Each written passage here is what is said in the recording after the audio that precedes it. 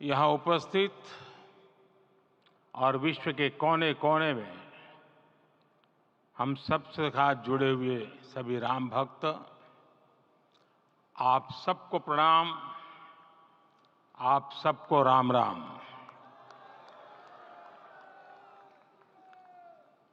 आज हमारे राम आ गए हैं।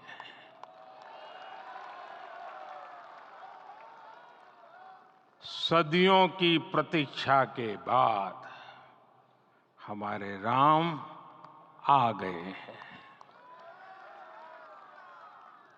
सदियों का अभूतपूर्व धैर्य, अनगिनत बलिदान, त्याग और तपस्या के बाद हमारे प्रभु राम आ गए हैं। इस शुभ घड़ी की आप सभी को, समस्त देशवासियों को बहुत बहुत बधाई। मैं अभी गर्भगृह में ईश्वरीय चेतना का साक्षी बनकर आपके सामने उपस्थित हुआ हूं। कितना कुछ कहने को है, लेकिन कंठ अवरुद्ध है। मेरा शरीर अभी भी स्पंदित है, चित्त अभी भी उस पल में लीन है।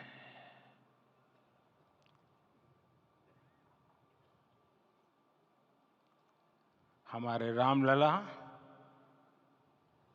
अब टेंट में नहीं रहेंगे।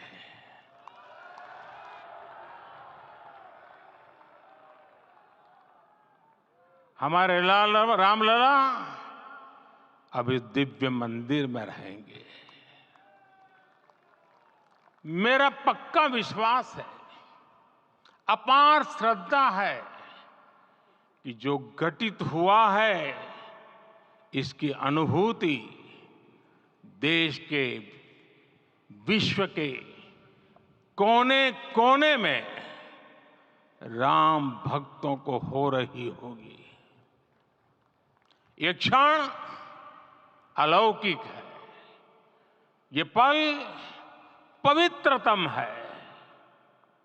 ये माहौल, ये वातावरण, ये ऊर्जा, ये घड़ी प्रभु श्री राम का हम सब पर आशीर्वाद है। 22 जनवरी 2024 का ये सूरज एक अद्भुत आभा लेकर आया है। 22 जनवरी 2024 ये कैलेंडर पर लिखी एक तारीख नहीं, ये एक नए काल चक्र का उद्गम है।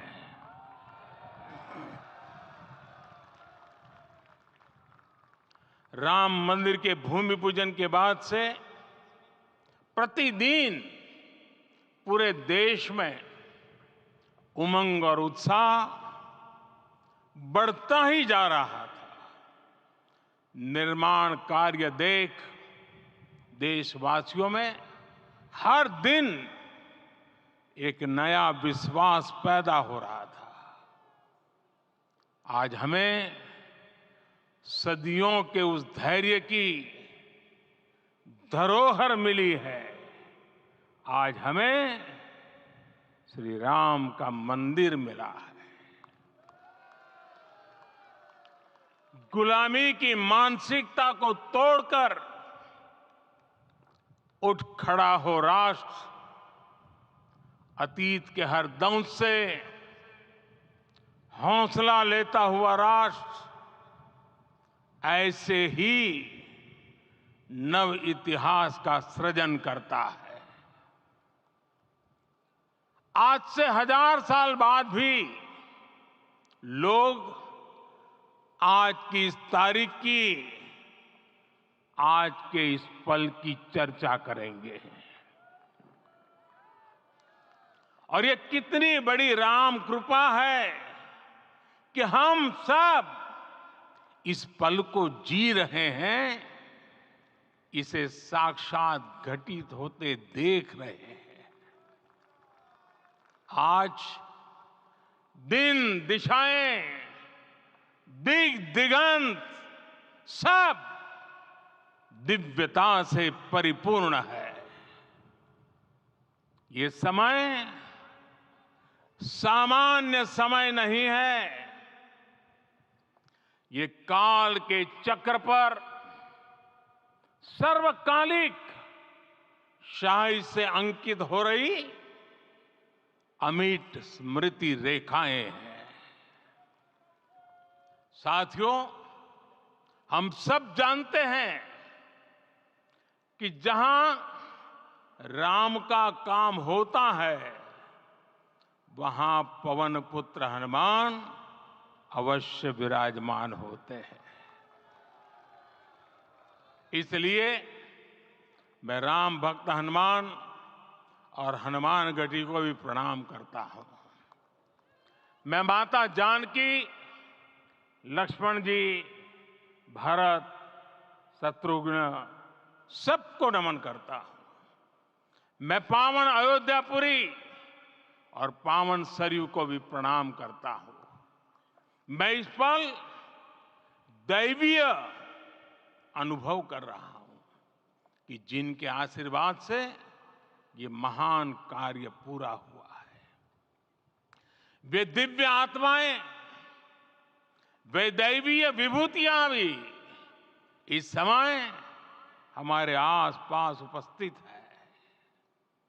मैं इन सभी दिव्य चेतनाओं को भी कृतज्ञता पूर्वक नमन करता हूं।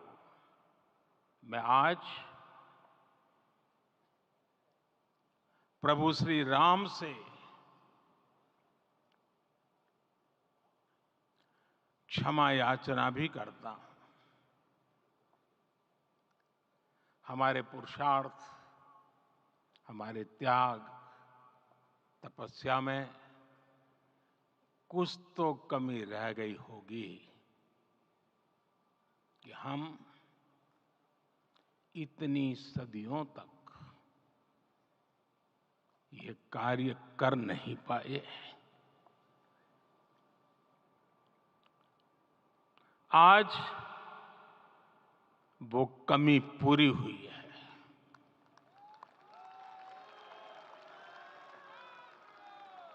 मुझे विश्वास है प्रभु राम आज हमें अवश्य क्षमा करेंगे।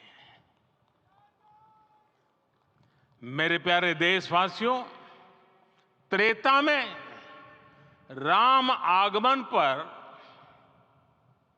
पूज्य संत तुलसीदास जी ने लिखा है, प्रभु बिलोकी हर से पुरबासी, जनित वियोग विपत्ति समनासी। अर्थात प्रभु का आगमन देकर ही सब अयोध्यावासी, समग्र देशवासी हर्ष से भर गए। लंबे वियोग से जो आपत्ति आई थी, उसका अंत हो गया। उस कालखंड में तो वो वियोग केवल 14 वर्षों का था। तब भी इतना असह्य था। इस युग में तो अयोध्या और देशवासियों ने सैकड़ों वर्षों का वियोग सहा है। हमारी कई कई पीढ़ियों ने वियोग सहा है। भारत के तो संविधान में उसकी पहली प्रति में भगवान राम विराजमान है। संविधान के अस्तित्व में आने के बाद भी दशकों तक प्रभु श्री राम के अस्तित्व को लेकर कानूनी लड़ाई चली। मैं आभार व्यक्त करूंगा भारत की न्यायपालिका का, जिसने न्याय की लाज रख ली।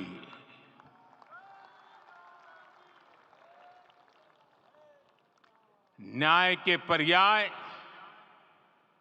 प्रभु राम का मंदिर भी न्यायबद्ध तरीके से ही बना।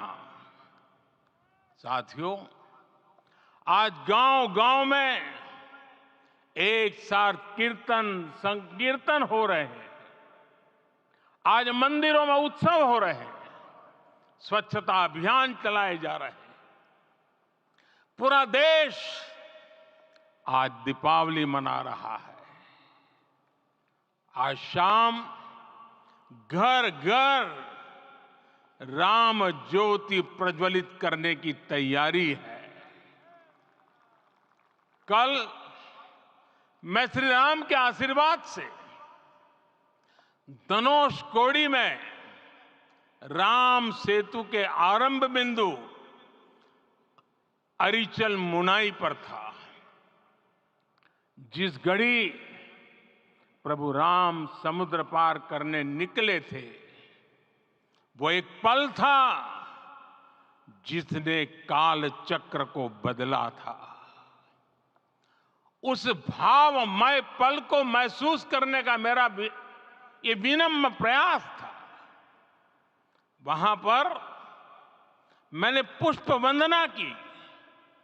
वहां मेरे भीतर एक विश्वास जगा कि जैसे उस समय काल चक्र बदला था, उसी तरह अब काल चक्र फिर बदलेगा और शुभ दिशा में बढ़ेगा।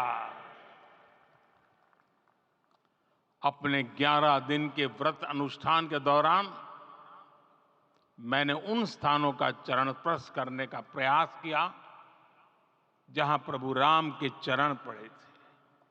चाहे वो नासिक का पंचवटी धाम हो, केरला का पवित्र त्रिपायर मंदिर हो, आंध्र प्रदेश में लेपाक्षी हो, श्रीरंगम में रंगनाथ स्वामी मंदिर हो, रामेश्वरम में श्री रामनाथ स्वामी मंदिर हो, या फिर धनुषकोडी। मेरा सौभाग्य है कि इसी पुनीत पवित्र भाव के साथ मुझे सागर से सरयू तक की यात्रा का अवसर मिला। सागर से सरयू तक हर जगह राम नाम का वही उत्सव भाव छाया हुआ है। प्रभु राम तो भारत की आत्मा के कण कण से जुड़े हुए हैं। राम भारतवासियों के अंतर मन में विराजे हुए हैं। हम भारत में कहीं भी किसी की अंतरात्मा को छुएंगे तो इस एकत्व की अनुभूति होगी, और यही भाव सब जगह मिलेगा। इससे उत्कृष्ट, इससे अधिक देश को समायोजित करने वाला सूत्र और क्या हो सकता है। मेरे प्यारे देशवासियों, मुझे देश के कोने कोने में अलग अलग भाषाओं में रामायण सुनने का अवसर मिला है, लेकिन विशेषकर पिछले 11 दिनों में रामायण अलग अलग भाषा में अलग राज्यों से मुझे विशेष रूप से सुनने का मौका मिला। राम को परिभाषित करते हुए ऋषियों ने कहा है, रमन्ते यस्मिन् इति रामः, अर्थात जिसमें रम जाए वही राम है। राम लोक की स्मृतियों में, पर्वत से लेकर परंपराओं में सर्वत्र समाये हुए हैं। हर युग में लोगों ने राम को जिया है। हर युग में लोगों ने अपने अपने शब्दों में अपनी अपनी तरह से राम को अभिव्यक्त किया है और ये राम रस जीवन प्रवाह की तरह निरंतर बहता रहता है। प्राचीन काल से भारत के हर कोने के लोग राम रस का आचमन करते रहे हैं। राम कथा असीम है और रामायण भी अनंत है। राम के आदर्श, राम के मूल्य, राम की शिक्षाएं सब जगह एक समान है। प्रिय देशवासियों, आज इस ऐतिहासिक समय में देश उन व्यक्तित्वों को भी याद कर रहा है जिनके कार्य और समर्पण की वजह से आज हम ये शुभ दिन देख रहे हैं। राम के इस काम में कितने ही लोगों ने त्याग और तपस्या की पराकाष्ठा करके दिखाई है। उन अनगिनत राम भक्तों के, उन अनगिनत कार सेवकों के और उन अनगिनत संत महात्माओं के हम सब ऋणी हैं। साथियों, आज का ये अवसर उत्सवता का क्षण तो है ही, लेकिन इसके साथ ही यह क्षण भारतीय समाज की परिपक्वता के बोध का भी क्षण है। हमारे लिए ये अवसर सिर्फ विजय का नहीं, विनय का भी है। दुनिया का इतिहास साक्षी है कि कई राष्ट्र अपने ही इतिहास में उलझ जाते हैं। ऐसे देशों ने जब भी अपने इतिहास की उलझी हुई गांठों को खोलने का प्रयास किया, उन्हें सफलता पाने में बहुत कठिनाई आई, बल्कि कई बार तो पहले से ज्यादा मुश्किल परिस्थितियां बन गई। लेकिन हमारे देश ने इतिहास की इस गांठ को जिस गंभीरता और भावुकता के साथ खोला है, वो ये बताती है कि हमारा भविष्य हमारे अतीत से बहुत सुंदर होने जा रहा है। वो भी एक समय था जब कुछ लोग कहते थे कि राम मंदिर बना तो आग लग जाएगी। ऐसे लोग भारत के सामाजिक भाव की पवित्रता को नहीं जान पाए। रामलला के इस मंदिर का निर्माण भारतीय समाज के शांति, धैर्य, आपसी सद्भाव और समन्वय का भी प्रतीक है। हम देख रहे हैं ये निर्माण किसी आग को नहीं, बल्कि ऊर्जा को जन्म दे रहा है। राम मंदिर समाज के हर वर्ग को एक उज्जवल भविष्य के पथ पर बढ़ने की प्रेरणा लेकर आया है।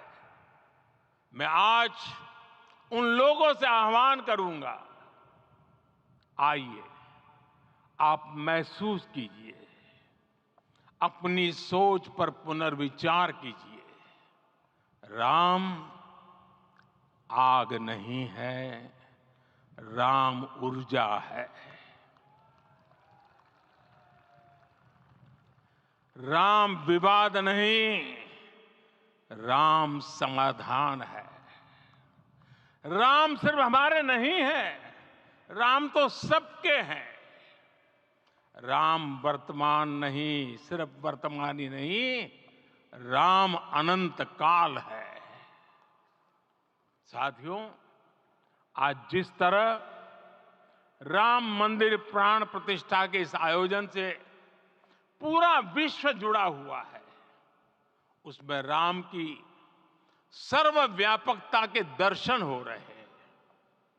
जैसा उत्सव भारत में है, वैसा ही अनेक देशों में है। आज अयोध्या का यह उत्सव रामायण की उन वैश्विक परंपराओं का भी उत्सव बना है। रामलला की ये प्रतिष्ठा वसुधैव कुटुंबकम के विचार की भी प्रतिष्ठा है। साथियों, आज अयोध्या में केवल श्री राम के विग्रह रूप की प्राण प्रतिष्ठा नहीं हुई है, ये श्री राम के रूप में साक्षात भारतीय संस्कृति के प्रति अटूट विश्वास की भी प्राण प्रतिष्ठा है। ये साक्षात मानवीय मूल्यों और सर्वोच्च आदर्शों की भी प्राण प्रतिष्ठा है। इन मूल्यों की, इन आदर्शों की आवश्यकता आज संपूर्ण विश्व को है। सर्वे भवन्तु सुखिनः, ये संकल्प हम सदियों से दोहराते आए हैं। आज उसी संकल्प को राम मंदिर के रूप में साक्षात आकार मिला है। ये मंदिर मात्र एक देव मंदिर नहीं है, ये भारत की दृष्टि का, भारत के दर्शन का, भारत के दिग्दर्शन का मंदिर है। ये राम के रूप में राष्ट्र चेतना का मंदिर है। राम भारत की आस्था है, राम भारत का आधार है, राम भारत का विचार है, राम भारत का विधान है, राम भारत की चेतना है, राम भारत का चिंतन है, राम भारत की प्रतिष्ठा है, राम भारत का प्रताप है, राम प्रवाह है, राम प्रभाव है, राम नेति भी है, राम नीति भी है, राम नित्यता भी है, राम निरंतरता भी है, राम विभु है, विशद है, राम व्यापक है, विश्व है, विश्वात्मा है। और इसलिए जब राम की प्रतिष्ठा होती है तो उसका प्रभाव वर्षों या शताब्दियों तक ही नहीं होता, उसका प्रभाव हजारों वर्षों के लिए होता है। महर्षि वाल्मीकि ने कहा है, राज्यम 10 सहस्त्राणि प्राप्य वर्षाणि राघव, अर्थात राम 10,000 वर्षों के लिए राज्य पर प्रतिष्ठित हुए, यानी हजारों वर्षों के लिए राम राज्य स्थापित हुआ। जब त्रेता में राम आए थे, तब हजारों वर्षों के लिए राम राज्य की स्थापना हुई थी। हजारों वर्षों तक राम विश्व पथ प्रदर्शन करते रहे थे। और इसलिए मेरे प्यारे देशवासियों, आज अयोध्या भूमि हम सभी से, प्रत्येक राम भक्त से, प्रत्येक भारतीय से कुछ सवाल कर रही है। श्री राम का भव्य मंदिर तो बन गया, अब आगे क्या? सदियों का इंतजार तो खत्म हो गया, अब आगे क्या? आज के इस अवसर पर जो दैवीय आत्माएं हमें आशीर्वाद देने के लिए उपस्थित हुई हैं, हमें देख रही हैं, उन्हें क्या हम ऐसे ही विदा करेंगे? नहीं, कदापि नहीं। आज मैं पूरे पवित्र मन से महसूस कर रहा हूं कि काल चक्र बदल रहा है। ये सुखद संयोग है कि हमारी पीढ़ी को एक कालजयी पथ के शिल्पकार के रूप में चुना गया है। 1000 वर्ष बाद की पीढ़ी राष्ट्र निर्माण के हमारे आज के कार्यों को याद करेगी। इसलिए मैं कहता हूं, यही समय है, सही समय है। हमें आज से, इस पवित्र समय से अगले 1000 साल के भारत की नींव रखनी है। मंदिर निर्माण से आगे बढ़कर अब हमें सभी देशवासी यहीं इस पल से समर्थ, सक्षम, भव्य, दिव्य भारत के निर्माण की सौगंध लेते हैं।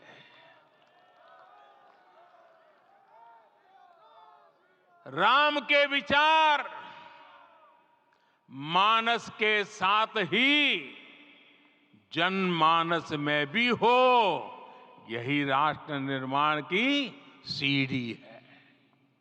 साथियों, आज के युग की मांग है कि हमें अपने अंतःकरण को विस्तार देना होगा। हमारी चेतना का विस्तार देव से देश तक, राम से राष्ट्र तक होना चाहिए। हनुमान जी की भक्ति, हनुमान जी की सेवा, हनुमान जी का समर्पण, ये ऐसे गुण हैं जिन्हें हमें बाहर नहीं खोजना पड़ता। प्रत्येक भारतीय में भक्ति, सेवा और समर्पण के भाव समर्थ, सक्षम, भव्य, दिव्य भारत का आधार बनेंगे। और यही तो है देव से देश और राम से राष्ट्र की चेतना का विस्तार। दूर सुदूर जंगल में, कुटिया में जीवन गुजारने वाली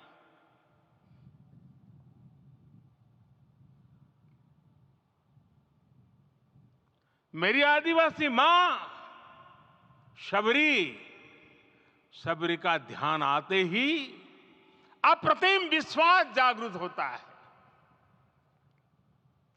मां शबरी तो कब से कहती थी, राम आएंगे।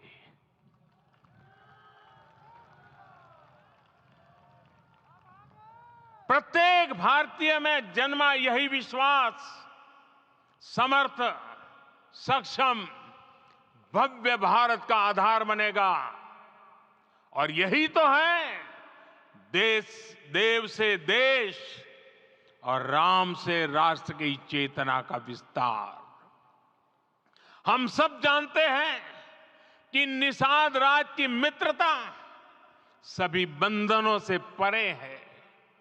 निषाद राज का राम के प्रति सम्मोहन, प्रभु राम का निषाद राज के लिए अपनापन कितना मौलिक है। सब अपने हैं, सभी समान है। प्रत्येक भारतीय में अपनत्व की, बंधुत्व की ये भावना समर्थ, सक्षम, भव्य, दिव्य भारत का आधार बनेगी। और यही तो है देव से देश और राम से राष्ट्र की चेतना का विस्तार। साथियों, आज देश में निराशा के लिए रत्ती भर भी स्थान नहीं है। मैं तो बहुत सामान्य हूं, मैं तो बहुत छोटा हूं। अगर कोई ये सोचता है तो उसे गिलहरी के योगदान को याद करना चाहिए।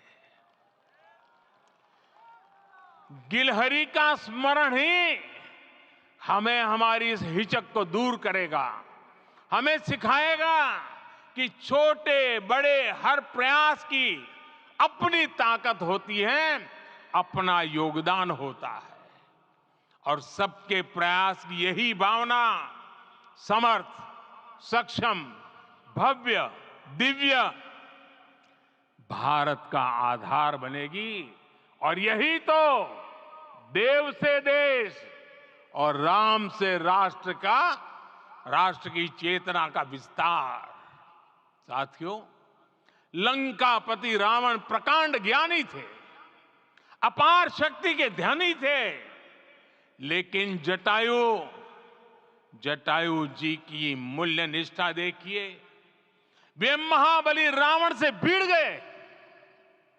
उन्हें भी पता था कि वो रावण को परास्त नहीं कर पाएंगे, लेकिन फिर भी उन्होंने रावण को चुनौती दी। कर्तव्य की यही पराकाष्ठा समर्थ, सक्षम, भव्य, दिव्य भारत का आधार है। और यही तो है देव से देश और राम से राष्ट्र की चेतना का विस्तार। आइए हम संकल्प लें कि राष्ट्र निर्माण के लिए हम अपने जीवन का पल पल लगा देंगे। राम काज से राष्ट्र काज, समय का पल पल, शरीर का कण कण राम समर्पण को राष्ट्र समर्पण के ध्येय से जोड़ देंगे। मेरे देशवासियों, प्रभु श्री राम की हमारी पूजा विशेष होनी चाहिए। ये पूजा स्व से ऊपर उठ करके समष्टि के लिए होनी चाहिए। ये पूजा अहम से उठकर वयम के लिए होनी चाहिए। प्रभु को जो भोग चढ़ेगा वो विकसित भारत के लिए हमारे परिश्रम की पराकाष्ठा का प्रसाद भी होगा। हमें नित्य पराक्रम, पुरुषार्थ, समर्पण का प्रसाद प्रभु राम को चढ़ाना होगा। इनसे नित्य प्रभु राम की पूजा करनी होगी, तब हम भारत को वैभवशाली और विकसित बना पाएंगे। मेरे प्यारे देशवासियों, ये भारत के विकास का अमृत काल है। आज भारत युवा शक्ति की पूंजी से भरा हुआ है, ऊर्जा से भरा हुआ है। ऐसी सकारात्मक परिस्थितियां फिर न जाने कितने समय बाद बनेगी। हमें अब चूकना नहीं है, हमें अब बैठना नहीं है। मैं अपने देश के युवाओं से कहूंगा, आपके सामने हजारों वर्ष की परंपरा की प्रेरणा है। आप भारत की उस पीढ़ी का प्रतिनिधित्व करते हैं जो चांद पर तिरंगा लहरा रही है। वो 15 लाख किलोमीटर की यात्रा करके सूर्य के पास जाकर मिशन आदित्य को सफल बना रही है। जो आसमान में तेजस और सागर में विक्रांत का परचम लहरा रही है। अपनी विरासत पर गर्व करते हुए आपको भारत का नव प्रभात लिखना है। परंपरा की पवित्रता और आधुनिकता की अनंतता, दोनों ही पथ पर चलते हुए भारत समृद्धि के लक्ष्य तक पहुंचेगा। मेरे साथियों, आने वाला समय अब सफलता का है। आने वाला समय अब सिद्धि का है। ये भव्य राम मंदिर साक्षी बनेगा भारत के उत्कर्ष का, भारत के उदय का। ये भव्य राम मंदिर साक्षी बनेगा भव्य भारत के अभ्युदय का, विकसित भारत का। ये मंदिर सिखाता है कि अगर लक्ष्य सत्य प्रमाणित हो, अगर लक्ष्य सामूहिकता और संगठित शक्ति से जन्मा हो, तब उस लक्ष्य को प्राप्त करना असंभव नहीं है। ये भारत का समय है और भारत अब आगे बढ़ने वाला है। शताब्दियों की प्रतीक्षा के बाद हम यहां पहुंचे हैं। हम सब ने इस युग का, इस कालखंड का इंतजार किया है। अब हम रुकेंगे नहीं, हम विकास की ऊंचाई पर जाकर ही रहेंगे। इसी भाव के साथ रामलला के चरणों में प्रणाम करते हुए आप सभी को बहुत बहुत शुभकामनाएं। सभी संतों के चरणों में मेरे प्रणाम। सियावर रामचंद्र की, सियावर रामचंद्र की, सियावर रामचंद्र की।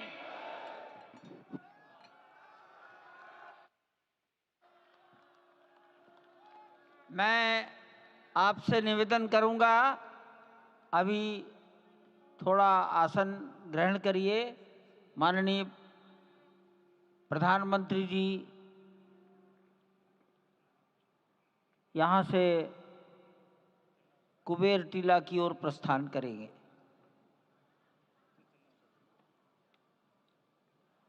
माननीय प्रधानमंत्री जी के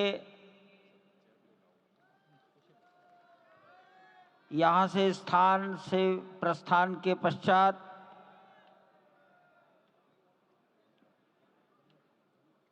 हमारे महंत नृत्य गोपाल दास जी के शिष्यगणों से निवेदन करूंगा, मंच पर आकर उनको नीचे की ओर ले जाए।